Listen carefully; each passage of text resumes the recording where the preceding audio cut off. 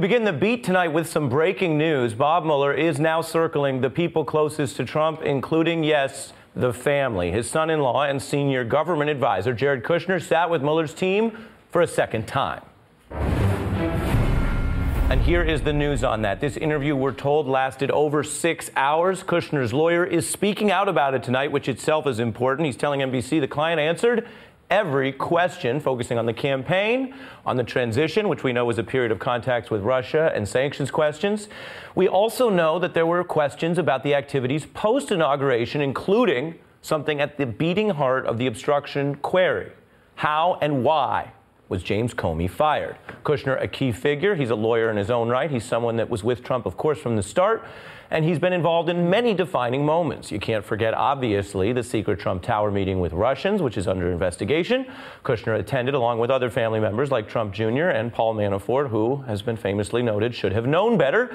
Kushner also worked on that alleged secret back channel to the Kremlin, a question that Mueller wants to ask Trump about directly. That we know from the New York Times leaks earlier about the continued wrangling over that potential interview. And then last summer, consider that after speaking to congressional investigators, Kushner did something that you almost never see him do. This remains one of his iconic and only statements about all this. He came out and addressed those cameras in front of the White House.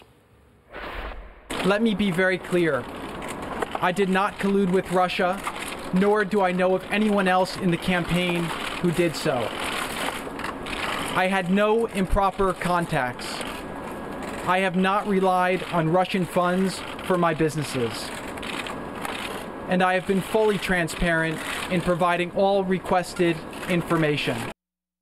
He took no questions in that setting. You can imagine that Bob Mueller's investigators may have asked, what did he mean by the word relied?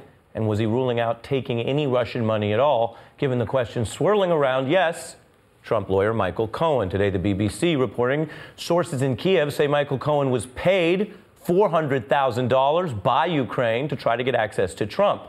Now, let's be clear. Those are new and separate legal problems for Cohen. If you followed this story at all, you have heard us talk about the foreign lobbyists. There are rules already in place that they have to register with the feds. If you don't, you are violating the Foreign Agents Registration Act, and that alone can get you charged and convicted. Now, Trump met with the Ukrainian president last June. That was after Cohen received the secret payment.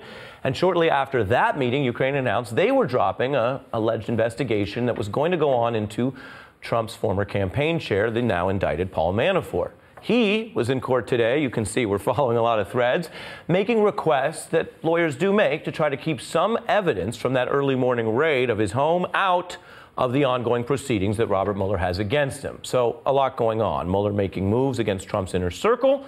And now we're seeing some new developments out of Trump land. Rudy Giuliani, get this, says that maybe getting foreign help, which is ipso facto illegal, wouldn't be illegal if it were kind of a friendly gift.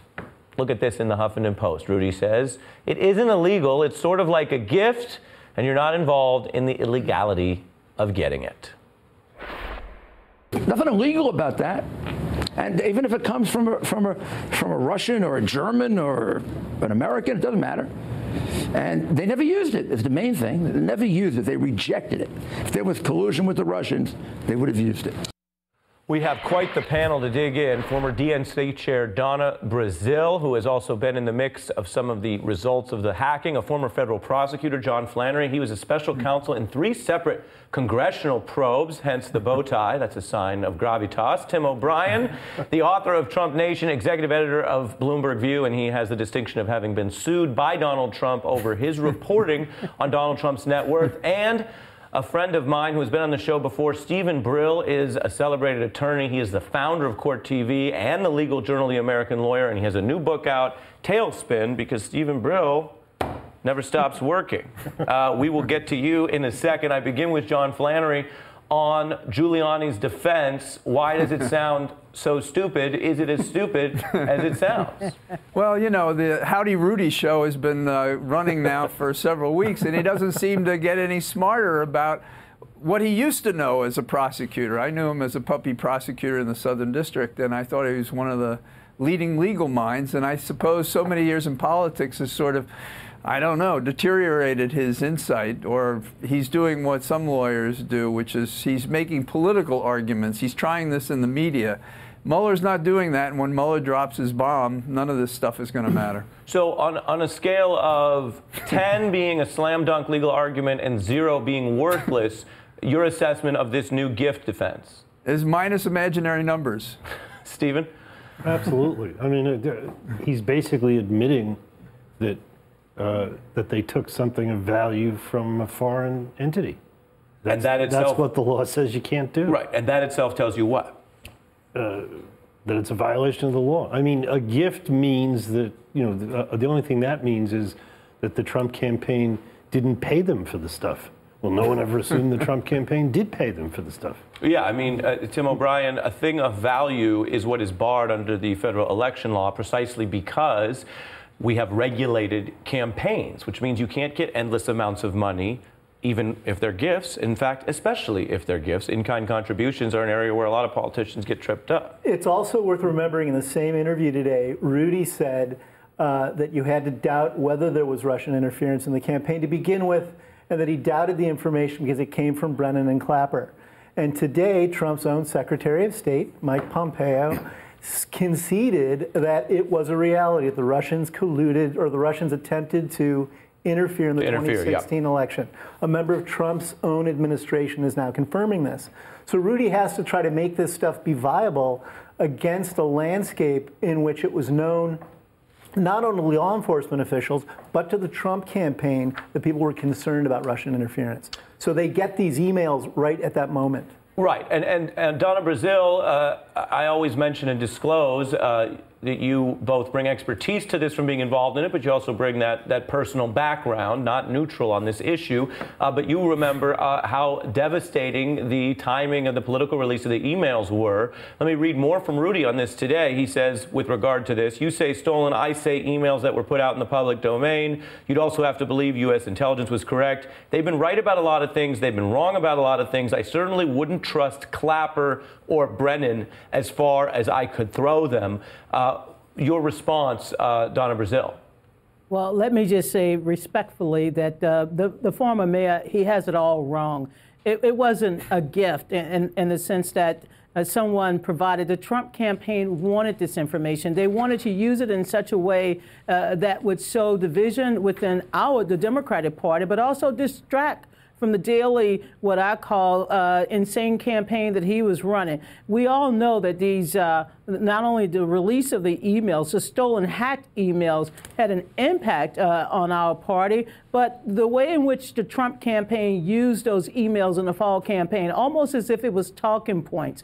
So I would hope that we continue, that Mr. Mueller continue this investigation, follow the evidence. This is not about the calendar. This is about following the evidence so that we can prevent this from happening again and learn more about what happened in 2016. John, I wonder what you make of Abby Lowell, another lawyer that I'm sure you're familiar with, who's represented. Say again? I said he's a friend of mine. Yeah. Well, there you go.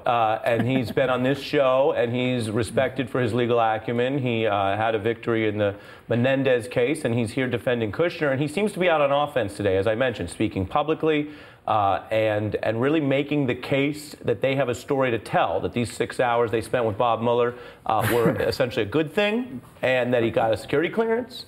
And that's in contrast to what Rudy was saying about people like Jared Kushner, about, in-laws. Yeah, we could give him up. Yeah. Take a listen to the in-law item.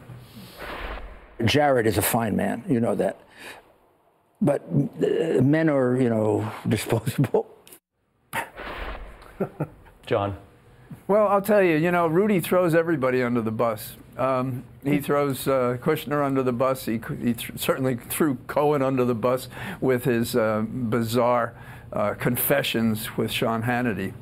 But, Abby Lowell is pushing hard, and you have to wonder sometimes if a client hasn't insisted on speaking. I have never considered it a good thing to have a client in a criminal investigation who hasn't been assured that he or she is a witness or has immunity to talk, and to talk for 6 or 7 hours or whatever it was, in what appears to be the closing days when they're tying knots into their Well, let me push you on that, John, and then I'll go to Stephen. Sure. You're making 2 points. One, it might be a bad thing, especially as you get to the end. You get to the 9th inning, you don't want to be the last guy or gal in there. On the flip side, though, you can't say that it's bad to cooperate. What else was he going to do? Oh, no. In my neighborhood where I come from in the South Bronx, if the cop on the beat was your uncle, you wouldn't have talked to him. And it's almost never a good idea in any criminal investigation. But when you have public figures and politicians, they always insist that they want to talk, which is almost always the worst thing they can possibly do in an investigation. So if you're not assured that your client is merely a witness and you don't have immunity for your client, it is almost always a mistake to put them in there. And these guys have been investigating. Why do you think the first interview was 3 hours and this one 6 or 7? Do you think they were doing that to clear him? Well, I don't think so. John, maybe they were just talking more slowly. Yeah, it's true. Prosecutors from New York can speak slowly. I can tell you, here on the set in New York, 0 laughter on the set. 0. I mean, just not even any. I will say this. John raises the legal point, Stephen, about what is the status of Jared Kushner. And a lot of words get thrown around there. I have a brand new statement that was just handed to me, because a lot's happening tonight, that Abi Lowell has basically put out, where he says the kinds of questions they asked, referring to Mueller's team, the statements they made, reflect that, quote, they understand Kushner's a witness to these events, but I don't use those terms, end quote. Abi Lowell trying to thread a needle to suggest his client's a witness while not able to factually claim that Mueller said that. Go ahead, sir. I read that to say that he asked them, can you assure me that he's not a subject or a target? And they said, no, we can't. Yeah. That's the only way to read that. If he had been told he's just a witness, he would have said, I was told he's just a witness. That's a great point. Donna Brazil, what is your view of Jared Kushner as a kind of a newbie to politics who's in the thick of everything right now? I wouldn't call him a newbie to politics, but I can tell you this. The fact that he received his permanent security clearance today after revising it multiple times, the first time, of course, he omitted the fact that he had contact with foreign quote unquote, individuals. So look, I think that Jared is more than just a witness to some of the things that happened in 2016. We'll learn more once the investigation is over with. But remember, he took credit for the social media campaign, the digital campaign. And now that we know the role that Cambridge Analytica played along with Facebook, we need to know more about what Jared did do and not just witness, but what he actually did during the course of the campaign. By the way, we don't know that he wasn't offered and given immunity and accepted it. Who said that? Oh, well, they haven't disclosed any immunity deals. We don't know. The great thing about, the entire Mueller operation is they don't say anything, they don't leak anything. So for all we know, he was given immunity. And the other thing looming all over this still is 666 Fifth Avenue, which remains this sort of financial boondoggle for the Kushner family. And we know that Jared was out lobbying foreign investors during the transition and shortly before the inauguration to help him get funds. That remains an unresolved issue about what all of that involved. Right, and who could have predicted that address 666 would have any kind of bad luck? John, take a listen to one witness who knows a bit about this, talking about what Mueller's most interested in. It starts with people's contact with the president. I'm in the middle of the Mueller investigation, right? The very first thing when Mueller brings you in there, one of the very first things he wants to know is your conversations with the president.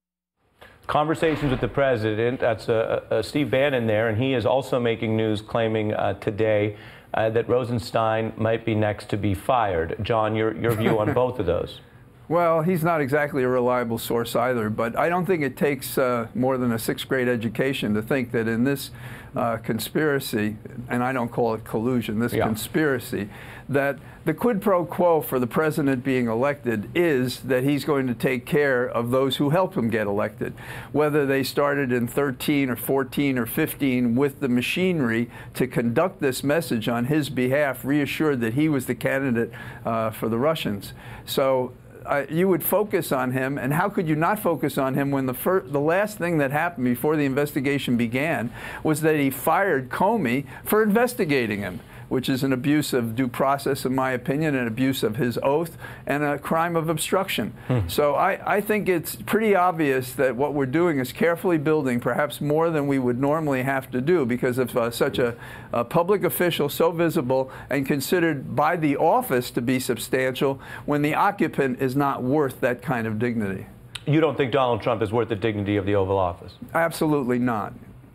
John Flannery, making it plain, as we say in the business. Appreciate your expertise and your candor. Tim O'Brien and Stephen Brill, Legal Eagles over here. Donna Brazil, stay with me. I want to ask you about some of that other big news, those elections last night. Later tonight, Donald Trump trying to rebrand the Russia probe. We have one of the investigators in Congress, Eric Swalwell, is here live. Also, diving into this historic win in Georgia and across the South, women emerging as a leading edge to fight Trump in the midterms. And this is a big one, the NFL buckling to Donald Trump after all this and says it will fine and punish athletes who exercise free speech rights before the games. Also, the backstory on some of those new revelations about Donald Trump's attacks on the free press.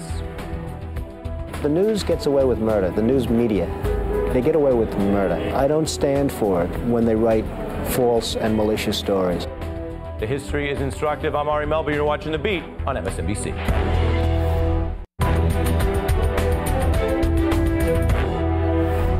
Disgraceful sham. That's what Democrats are now calling this very controversial private meeting that's scheduled for tomorrow with DOJ officials and only Republicans.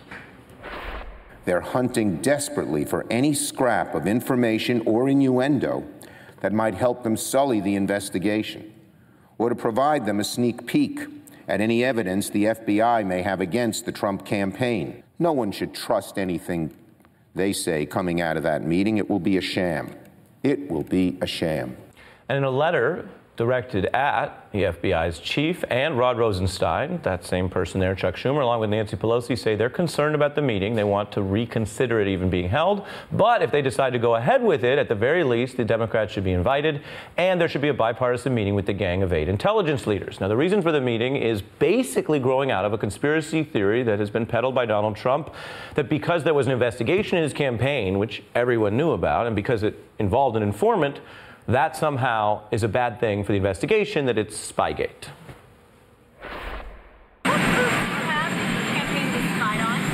All you have to do is look at the basics and you'll see. It looks like a very serious event, but we'll find out. A lot of bad things have happened. We now call it Spygate.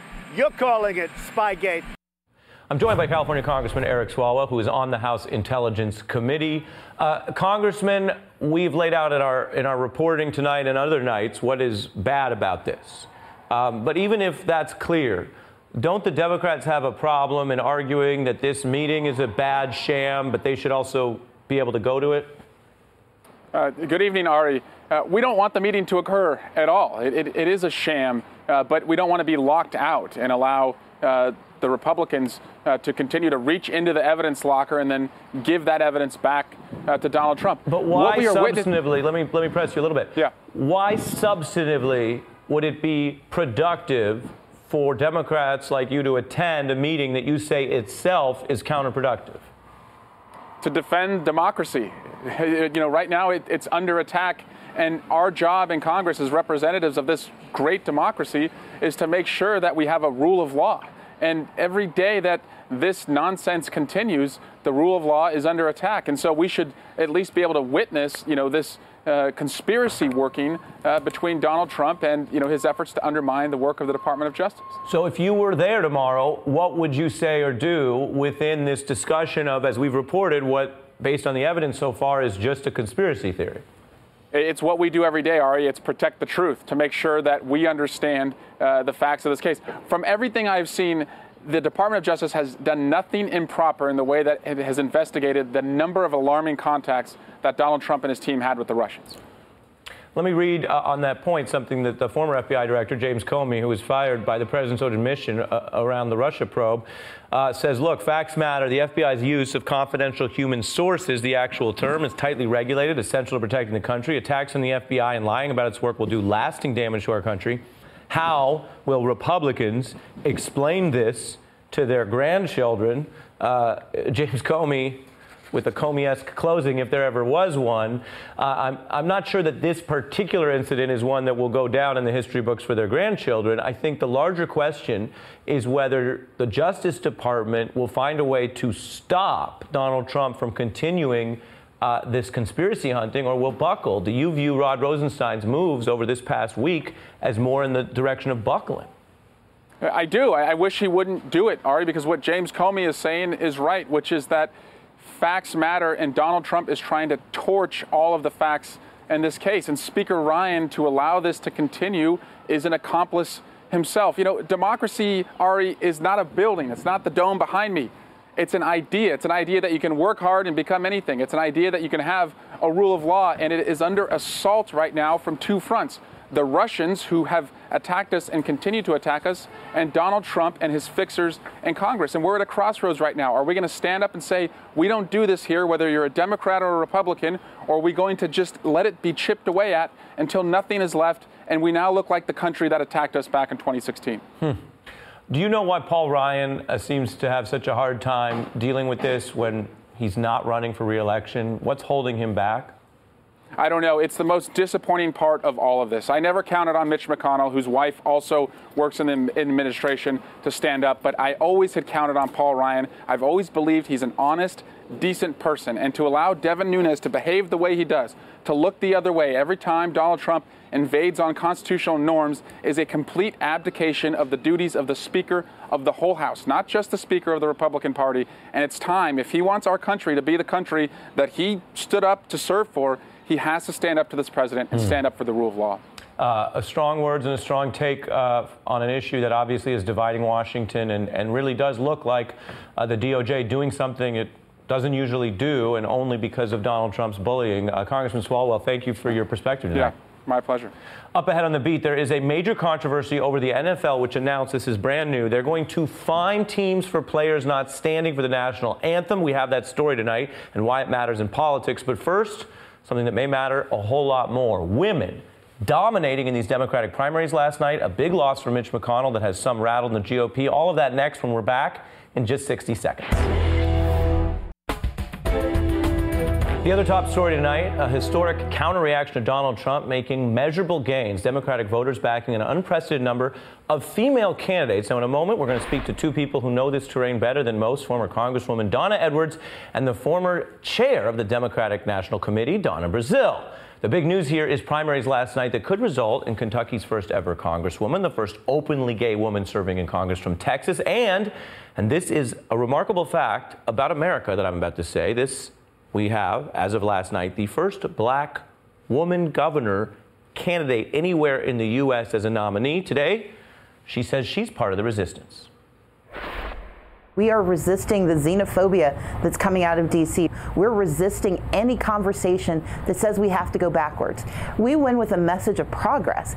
Stacey Abrams there arguing that she's picking up right where it started the day after Donald Trump was inaugurated, when millions of women famously took to the streets in protest. And then take a look at this, the breakdown of House nominees by gender from 1970 to 2010. The number of female candidates from either party never reaching 30% until now. As of tonight, nearly 50% of Democratic House nominees are women. Some experts say that will continue to climb. Now, on the other side, Trump was at a pro-life event last night, pushing efforts and touting what he's done to try to restrict not only abortion access, but medical access. Then he made a joke about the midterms. Your vote in 2018 is every bit as important as your vote in 2016. Although I'm not sure I really believe that, but you know. I don't know who the hell wrote that line. I'm not sure. But it's still important, remember that. I'm very excited for this conversation to welcome former Maryland Congressman Donna Edwards, and back with us, former DNC Chair Donna Brazile. Welcome to you both. With your blessing, Congresswoman, can I call you Donna E? Yes, absolutely. And then that'll help. It'll help the whole conversation, Donna E and Donna B. Right. Starting with you then, Donna E. What does it say, I think, that many people might be surprised to learn, something that you both know, that we've kept track of, that until last night, neither party had ever nominated a black woman as a gubernatorial nominee? Well, I mean, I think it says something about where we are in America. And I mean, I think Stacey Abrams ran a brilliant campaign, really crossing a lot of different intersections in Georgia to bring the Democratic Party to bear. And the excitement that drove the election, voter registration, excitement about voting, I think that's going to continue all the way up until November. And Donna E., when you look at the history of this, and you've been involved in this kind of recruitment and organizing, I believe your whole career, it's fair to say. We're going to put up on the screen more of that graphic we showed earlier, which is really striking, which is the systemic and ongoing gender imbalance and representation. The big spike you see, but the circled part, we're getting football level here, is that among the Republicans, the actual share is dropping to under 10%, while more women are running as nominees in the Democratic Party. Your analysis? Well, the Democratic Party really is a party of women, and you can see that in the number of candidates who are running in this cycle. I was particularly excited about Amy McGrath in Kentucky. I talked to her before she decided to run. I'm glad that she did, and she really brought it home. And I think the same fight that she brings, we're going to have women all across the country, and it's going to be a blue wave, but it's going to have a really pink tinge. Donna B., Donna Brazile, your take. Well, first of all, we do have a black woman currently serving as lieutenant governor in the great state of New Jersey. But this is really a terrific moment, a breakthrough, because not only did Stacey, who's a phenomenal woman, win last night her Democratic primary, but over in Texas, Lupe Valdez won her primary in the great state of Texas, being the first Latina in the Democratic Party. Now, we know there's a Republican governor in the state of New Mexico, Susan Martinez, but this isn't, of course, we've had other women of color, South Carolina. I just wanted to make sure we got our women politics. But as a Democrat, I'm very excited because we're going to see a small but significant increase. This pink wave is going to have a blue overtone, and it's going to change American politics because these women are running on issues that will really bring independence to our party, as well as motivate Democrats to run. So it's a great night for America, a great breakthrough for women of color, but they have a lot of work to do, and we're going to roll up our sleeves and go down to Georgia, go over to Texas. We're going to go all across the country to help them win their races. Do we have a word for when you guys keep saying pink and blue? So is that magenta? What is the mix of pink and blue? Well, I just know it's women. Look, I just know it's women, and I know that we really have an opportunity here to increase by a significant margin the number of women who serve at every level of government, and that's actually going to make us a better Democratic Party. It's going to make us a better country. So you mentioned the fairing of the Democratic Party, and let me push Donna Brazile on this. For people watching who think, well, it's a good thing when the number of candidates reflect America, and it's a bad thing if it's been overwhelmingly male in both parties for a long time for no good reason. I think there's a lot of agreement about that. Then when you go to the party part, D versus R, I think it's a lot more obviously divided. And the potentially negative news for the Democrats, Donna, that may have nothing to do with gender, but has something to do with something, maybe Trump's sort of endurance with his base, is if you look at the generic ballot that we put up here, it's actually getting tighter. Democrats were doing better earlier this year in this generic ballot question, which has its problems, I'd be the first to flag, but it's tightening, allegedly, down to a 5-point gap when it was as high as over a 10-point gap. Why is that, Donna Brazile?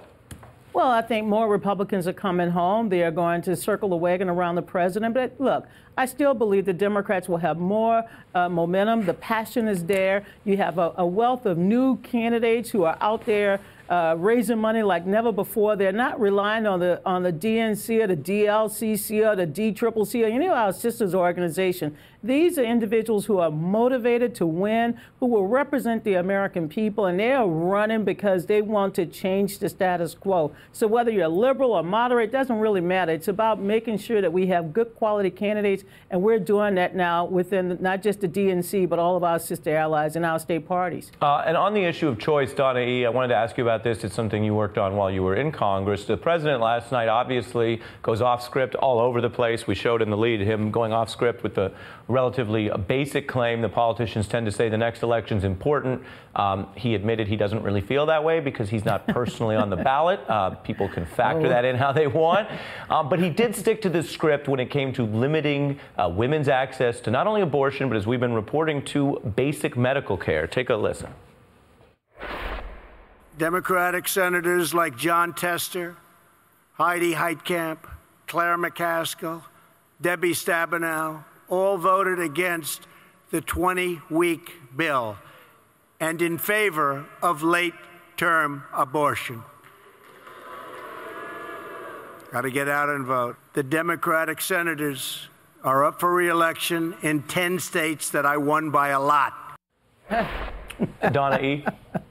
Well, look, the president continues to play to his very narrow and narrowing base. And I think words like that actually inspire Democrats to turn out to the polls. And the senators that he named, I mean, they're in very tough races, but they know that their votes share the view of the majority of the American people. And I think, again, the president is off on his track. But the fact is that our voters are actually going to be inspired to get out there and make sure that we re-elect these senators and that we get the House of Representatives back. Well, I got to tell you, it's very interesting to see all this change at once. There's an old saying, you probably know in politics, what's better than one, Donna? Two. And I really felt that way today. Thank well, you. you got Donna E. and the diva herself, so you're a lucky man. I feel lucky. You're a lucky man. Feel lucky. Feel like a lucky man. Thank you to both of you, Donna Evers and Donna Brazile, for this conversation. Upcoming, we look at the motive behind Donald Trump's attacks on the free press. These are actually revealed in remarks that he may have hoped remained private. And next, critics accusing NFL owners of buckling to Trump on the big issue of kneeling during the anthem. I have a former star player and Mike Lupica here with us. Just like the NFL, we're going soft. It's true. No, think of it. Am I right? Am I right? Am I right?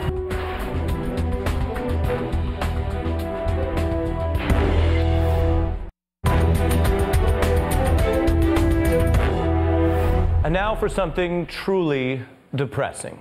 The most profitable sports league, and thus corporate sports enterprise in the world, is now quite blatantly bowing to political pressure from Donald Trump, the kind of pressure that raises serious First Amendment concerns. The NFL today saying they will crack down on this issue of kneeling on the field during the national anthem, which many players have said they do to protest racism, police brutality, and what they call murders in the United States of black Americans.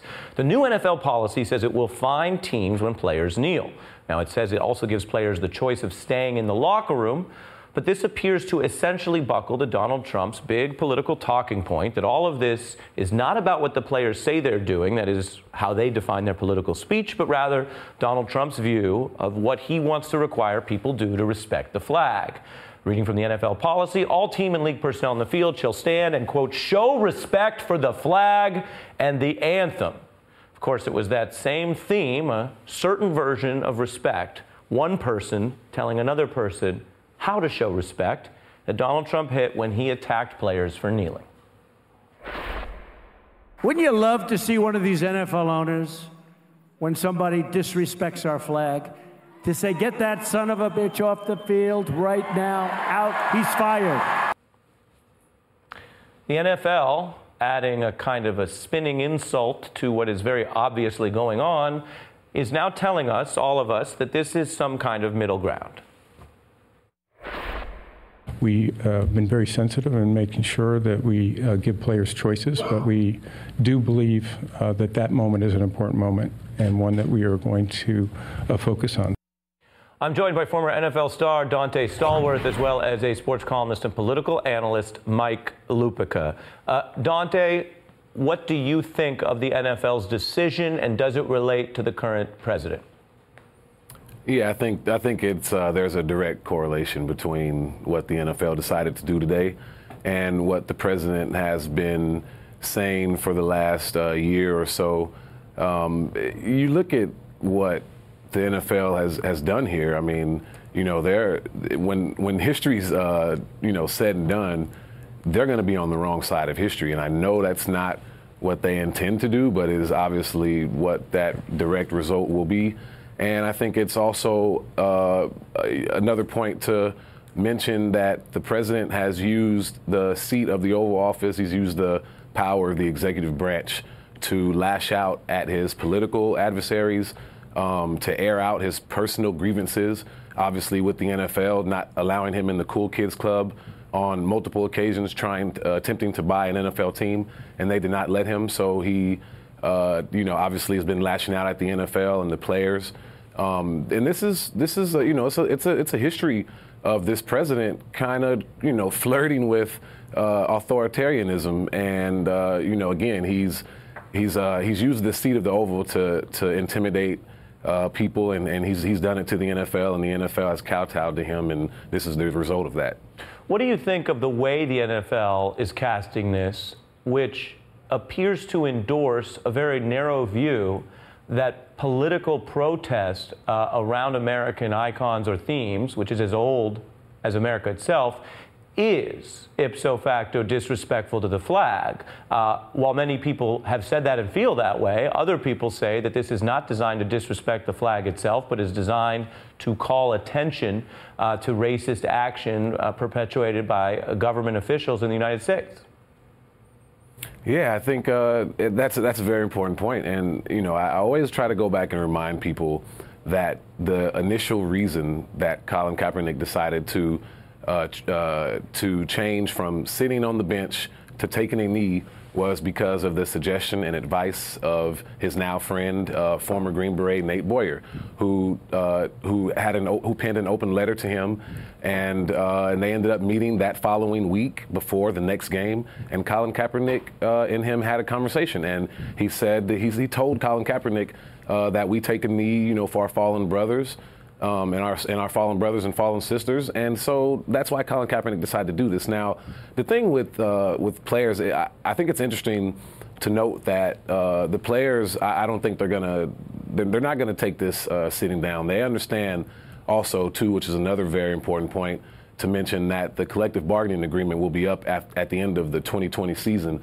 And the last time at the end of the 2010 season, it got pretty dirty between the players and between the union and the NFL. So I would expect the players to push back against this, and we'll see what happens, come September. Mm-hmm. That's a great point, because the Players Association was on record saying they weren't consulted about this today. They chose not to consult the union in development of this new, quote, policy.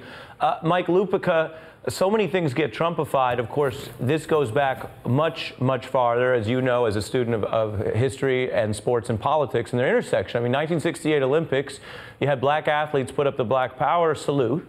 And there were many people who I think were genuinely against that, because they felt like this was a time for unity at the Olympics to represent one America to the world.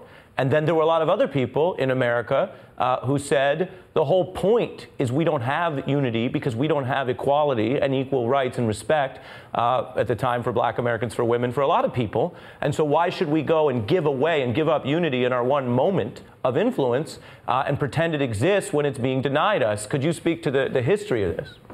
Ari, there's so much to unpack here. Muhammad Ali was probably the most beloved athlete in this country when he died. And remember how he first became famous with a lot of the people who are castigating these players now when he refused to enter the draft at the end of the 1960s. These owners got rolled today by the President of the United States, who originally gave that speech at a crowd in Alabama that looked like an SEC football crowd in the 1950s. Okay, you can start there. And here's another question for all of these people who have made this a referendum on patriotism. What's better for our country's values? Somebody engaging in honorable protest, or a league like the NFL who has blackballed the guy who started all this, Colin Kaepernick, for taking a knee in the first place? I was laughing today thinking about why would any player want to take a knee anymore, because they know that they could now cost them their careers the way it has Colin Kaepernick and Eric Reid, who knelt behind it. This had nothing to do with politics or morality or principle or courage. This was about business for some of the richest people in this country, and they decided this was bad for business, and they passed this incredibly hypocritical rule. And Dante, I wonder if you could speak to that, because I don't have to tell you, and I don't think I have to tell our viewers, there's a heck of a lot of lecturing that goes on about how people should conduct their politics and speech, which is antithetical to freedom of speech. The whole point is, as long as you are not breaking the sanction on violence, you're not breaking the law, that you get to say almost whatever you want in this country. That's an important value. And so I wonder what you think about the president effectively trying to lecture and control the speech of these people who are overwhelmingly rich and powerful black Americans. If that's part of what's animating the concern for him or not, he has to explain, and sort of say that now nonviolent free speech is not free. Yeah, I find it awfully comical that you have the anti-political correctness crowd who are the ones that are cheerleading this whole thing, and they have been, including the president of the United States. They act like they are here for whole anti-political correctness. Well, I would say that it's been politically correct to stand for the national anthem, to do kind of the conventional things that people think that is equated with quote unquote showing patriotism or exhibiting some type of patriotism. Now, at the end of the day, though, I think history is going to vindicate these players like history has throughout the course of any time professional athletes have spoke. Like you mentioned, John Carlos and Tommy Lee Smith, also Muhammad Ali. You mentioned Steve Nash, who wore a "Shoot for Peace, Not War," or shoot for peace or shoot for love, not war T-shirt in his pregame warm-ups, and he was chastised for that, essentially told to shut up and dribble. So that, and of course, we all know the Iraq invasion, how that turned out for the region, how that turned out for the people of Iraq, and how many dead U.S. soldiers, unfortunately. So the players have always came out, professional athletes have always come out and been vindicated at the end of the day through history, and not at the time of the zeitgeist. Other people feel that they can chastise these players when they will eventually, be proven correct. Yeah, and there's a lot of misinformation on this. Dante Saul with the Mike Lupica. Your voice is, I think, a bit educational to us tonight. We thank you for that, and we will be right back. Some other news we want to bring you. Novelist Philip Roth has died at the age of 85. He wrote 25 books over 60 years. About a third of them have been adapted into movies like The Human Stain with Anthony Hopkins and Nicole Kidman, Portnoy's Complaint and Indignation. Roth's frank writing about sex, religion, and politics were provocative at the time and are still debated today, though he said his goal was never to be controversial for its own sake. In '69, I published Portnoy's Complaint. Well, that certainly didn't help. I don't know whether it was written as a provocation. A book comes out of many, many things, and rather far down on the list is the desire to provoke somebody. Contemporary writers today continue to shout out Roth, as Lena Dunham did on her show Girls. I hear you're reading Goodbye Columbus? Yes, I felt that Goodbye Columbus would be the best Philip Roth for the kids. Because I feel the best Philip Roth for kids is no Philip Roth. Philip Roth was also clear when it came to expressing his personal politics. I'm an Obama supporter, and if you're an Obama supporter, it means you had a hard time during the Bush years. And how are you feeling he's doing now as president? I think he's doing the best he can. Roth largely let his work speak for himself, but Trump's election had many rereading this Roth 2004 classic, The Plot to Hack America. He wrote it at the age of 71, imagining a pseudo-populist celebrity, Charles Lindbergh, winning a U.S. election and then steering the U.S. towards fascism. Now you can see and imagine how a lot of people would make some comparisons there. When asked about it in an interview in the New York Times that came out just this year, here the year he died, Roth expressed it with the brilliance as only he could, saying, quote, "No one could have imagined that the 21st century catastrophe to befall the USA, the most debasing of disasters, would appear not in the terrifying guise of an Orwellian Big Brother, but in the ominously ridiculous commedia dell'arte figure of the boastful buffoon." Breaking news, Rudy Giuliani just spoke to BuzzFeed and made several statements about the Trump legal defense, including the assertion that he hasn't spoken to his client, Donald Trump, in a couple of weeks. I repeat, Rudy Giuliani, who has been everywhere talking to everyone except, apparently, Donald Trump. We'll, I'm sure, have more on that and their discussion of a potential interview with Bob Mueller.